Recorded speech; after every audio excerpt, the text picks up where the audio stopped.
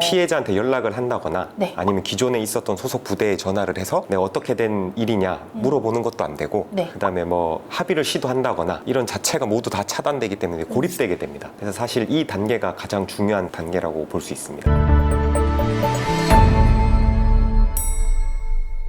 안녕하세요. 여러분의 인생을 지켜드리는 인생변호사 검사 출신 이고은 변호사입니다. 오늘도 이 군인 등 성범죄 사건에 대해서 이제 군 징계 담당관 출신이었던 저희 온강의 김성원 팀장님과 함께 이야기 나눠보겠습니다.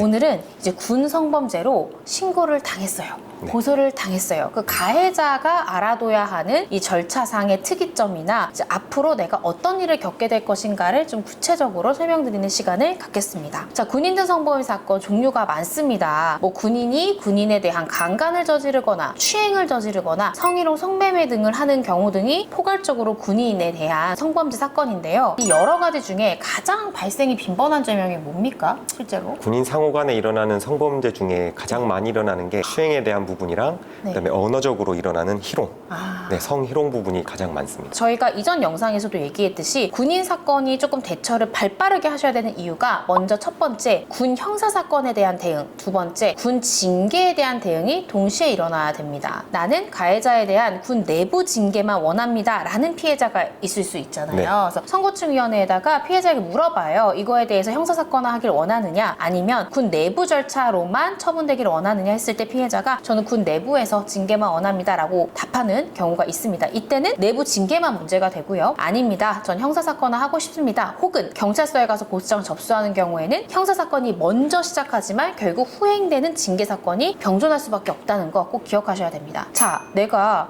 군인 성범죄를 저질렀어요. 근데 그 사실을 어떤 방법으로 처음 군인들을 알게 되나요? 만약에 예를 들어서 피해자가 군 내에 신고를 했을 경우에는 네네. 당장 다음날 부대로 출근하지 말라는 연락을 먼저 받게 되실 겁니다. 네. 무조건 분리조치가 원칙이기 때문에 네. 군 내에 신고했을 경우에는 네. 분리조치를 먼저 당하게 되고 만약에 피해자가 수사기관에 신고를 했을 때는 수사기관으로부터 연락을 받거나 아니면 부대에 공문이 날아옵니다. 수사가 이제 개시가 수사 개시 통보. 됐다는 네. 공문을 받게 되면서 알게 됩니다. 전화를 걸었을 때 그 상대방이 상사인지 네. 아니면 경찰서나 수사기관인지에 따라서 일단 본인이 경찰서로부터 전화를 받았다라고 하면 이게 형사사건화가 이미 됐구나를 네. 아셔야 되는 거고, 상사가 전화한 경우에는 징계 절차 시작일 수도 있고 아니면 수사 개시 통보가 온 경우일 수도 있고 두 가지 중에 한 가지일 수 있겠네요. 네네. 일단은 먼저 군 형사사건에 대한 대응부터 한번 설명을 드리겠습니다. 민간 경찰서에서 수사를 받게 됩니다. 네. 그리고 이 부분에 대해서는 쭉 수사를 이어가다가 징계가 언제부터 문제가 되냐라고 하면 내가 무죄를 다투는 경우, 즉 나는 그런 사실이 없습니다. 혹은 어떤 터치가 있었지만 합의하에 일어난 터치입니다 라는 식으로 무혐의를 다투는 경우에는 검찰 단계가 아니라 이제 법원 단계에 가서 1심 재판의 결과가 나오게 되면 그때 이제 징계 절차가 시작되게 됩니다. 근데 반대로 처음부터 혐의를 모두 인정하는 경우에는 검찰에서 기소하느냐 불기소하느냐, 이 검찰의 처분이 있을 때 징계 절차가 시작되게 됩니다. 자, 그렇게 되면 군 징계 부분이 이제 문제가 될 수 있는데, 일단 군 징계 절차가 처음 이제 시작될 때 가해자가 어떤 것부터 준비를 해야 되나요? 이게 사실 신고를 받게 되면 네. 분리조치부터 이루어지다 보니까 네네. 그 어떠한 행동도 할 수 없게 됩니다. 그 피해자한테 연락을 한다거나 네. 아니면 기존에 있었던 소속 부대에 전화를 해서 내가 어떻게 된 일이냐 물어보는 것도 안 되고 네. 그다음에 뭐 합의를 시도한다거나 이런 자체가 모두 다 차단되기 때문에 고립되게 됩니다. 그래서 사실 이 단계가 가장 중요한 단계라고 볼 수 있습니다. 만약에 내가 억울하다 혹은 내가 인정하지만 내가 큰 징계까지 받아서는 안 된다 생각하시는 분들은 사실은 분리조치 통보를 받았을 때부터 변호인을 알아보시는 게 중요하죠. 네. 내가 징계 절차만인지 형사사건화 됐는지까지는 정확히 모르지만 일단은 분리조치 통보가 왔다는 것 자체가 사건이 시작됐다는 건 맞기 때문에 이때 변호인의 조력을 받으시면 좋습니다. 선고충위원회의 의사를 물어볼 때 난 군 내부 징계 절차만 원합니다 라고 하는 경우에는 가해자가 분리조치에 대한 통보를 받은 다음에 선고충위원회 쪽에서 이제 조사가 시작되게 되는 네, 거죠. 네, 맞습니다. 피해자 조사한 다음에 가해자가 조사를 받게 되고, 이때 변호인 동석도 가능한가요? 네, 가능합니다. 동석도 되고 변호사가 의견서를 통해서 무혐의를 다투는 경우에는 네. 충분히 의견 피력할 수 있죠. 네네. 그렇게 된 다음에 선고충위원회에서 징계로 의결을 요구할 것인가 아닌가를 이제 결정하게 되고, 그럼 징계위로 회부되게 됩니다. 그런데 팀장님, 여기서 중요한 게 선고충위원회의 위원 구성과 징계위의 위원 구성이 조금 차이점이 있죠. 먼저 선고충심의위원회는 각 부대에 있는 감찰실에서 먼저 주관을 하게 되고, 선고충심의위원회는 위원 구성에 있어서는 부대에 있는 참모분들 네. 그리고 법무실장님 내지는 군사경찰대장님이 들어가는데 이건 부대의 사정에 따라 조금씩 다를 수 있습니다. 다만 이제 징계위원회는 군 법무관이 소속돼 있는 법무실에서 주관을 하지만 징계위원 자체는 참모분들로만 구성이 되게 됩니다. 그럼 법무관이 이제 개입되는 단계는 어느 단계부터인가요? 법무관이 개입되는 단계는 징계위원회에서부터라고 보시면 됩니다. 그러면은 징계위원회가 열리기 전까지는 법적인 지식이 자격증으로서 인정되는 분들이 개입되진 않는 거네요. 그 네네. 전까지는. 이제 징계위에 가게 되면 징계위가 개최되잖아요. 네. 그러면 그때 가해자가 어떤 것들을 준비해야 될까요?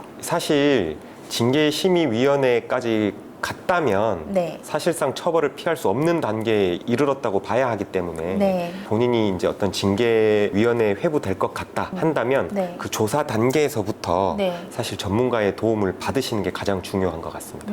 만약에 이 조사 단계 때부터 내가 무혐의다, 내가 혐의가 없다는 걸 충분히 소명했을 경우에 어떤 결정을 받게 되죠? 이거는 징계위원회 회부할 사안이 아니다 라고 해서 불회부 처분으로 끝나게 되고 네. 선고충심의위원회는 일단 위원회가 열렸다가 네. 이 사안은 네. 징계 통보할 대상이 아니다 라고 하고 위원회에서 자체 종결 처리하게 됩니다. 자, 그러면 징계에서 결정이 이제 났습니다. 네. 보통 이제 죄명별로 기본 이제 징계 구간이 있죠. 네. 강간죄 같은 경우에는 어떻죠? 해임입니다. 기본이. 기본이 해임이고 이제 감경 또 이제 가중 요소가 있는데 감경 같은 경우에 가장 큰 게 이제 피해자와의 합의죠. 네, 맞습니다. 네, 합의거나 아니면 뭐 강간범행이 미수에 이른 때 그리고 또 범행 경위에 있어서 뭐 예를 들어서 피해 군인과 뭐 어떤 사적인 그런 감정이 있다가 발생한 그런 특이한 뭔가 범행 경위가 있을 때 이제 감경 요소를 만들어낼 수 있고 가중 요소 같은 경우에 어떤 게 있을까요?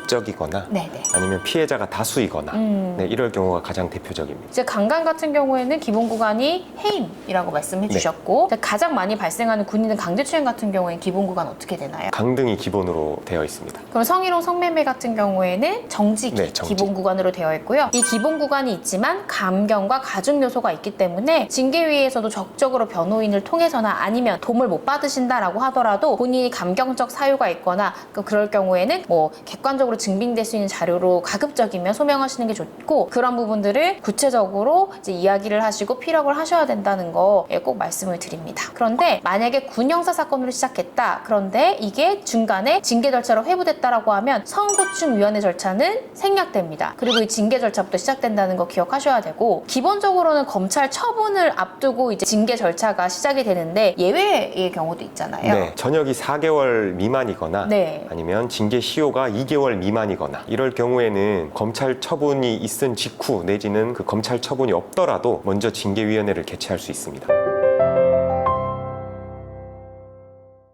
오늘 군인 성범죄 사건으로 내가 신고나 고소를 당했을 경우 앞으로의 프로세스가 어떻게 되고 과정마다 법적으로 어떤 조력을 받을 수 있는지에 대해서 저희가 상세히 한번 살펴봤는데요. 결국 군 사건에서 골든타임은 분리조치 됐습니다라는 통보를 받았을 때 바로 전문가와 상담을 받으시고 빠르게 조력을 받으시는 게 가장 중요하다는 거 잊지 않으셨으면 좋겠습니다. 오늘 영상 유용하셨다면 좋아요와 구독 알림 설정까지 부탁드립니다. 감사합니다.